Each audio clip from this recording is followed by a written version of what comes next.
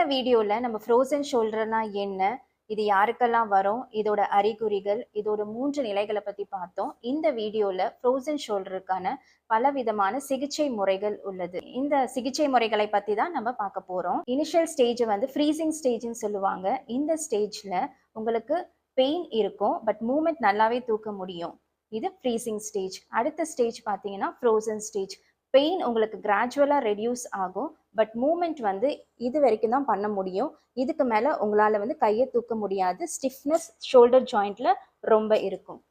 மூணாவது ஸ்டேஜ் வந்து தாயிங் ஸ்டேஜ்னு சொல்லுவாங்க. இந்த ஸ்டேஜில் உங்களுக்கு பெயினும் கிராஜுவலாக ரெடியூஸ் ஆகும், மூமெண்ட்டும் நல்லா வரும். இனிஷியல் ஸ்டேஜ்லேயே வந்துட்டு பேஷண்ட் வந்து கிளினிக் வந்தாங்கன்னா ஃபிசியோதெரப்பி எக்ஸசைஸ் மூலமாக சரி பண்ணலாம்.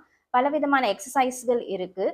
ஃபர்ஸ்ட் ஃபிசியோதெரப்பியில் ஐஎஃப்டி, அல்ட்ராசவுண்ட் போன்ற எலக்ட்ரிக்கல் தெரப்பியை கொடுப்பாங்க.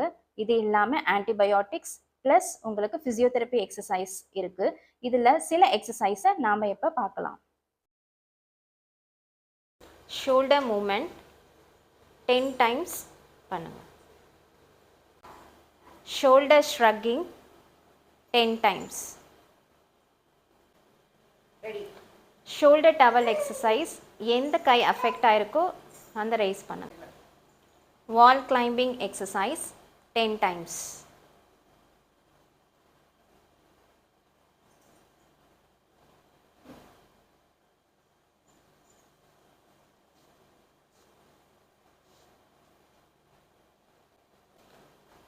அதே வால் கிளைம்பிங் சைட்வேஸில் பண்ணணும் 10 டைம்ஸ்.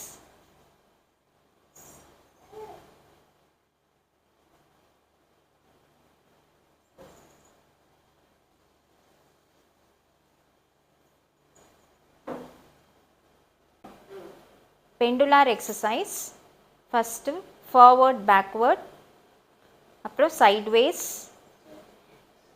அப்புறம் சின்ன ரவுண்டாக கிளாக் வைஸ், அதே மாதிரி anticlockwise 10 times daily.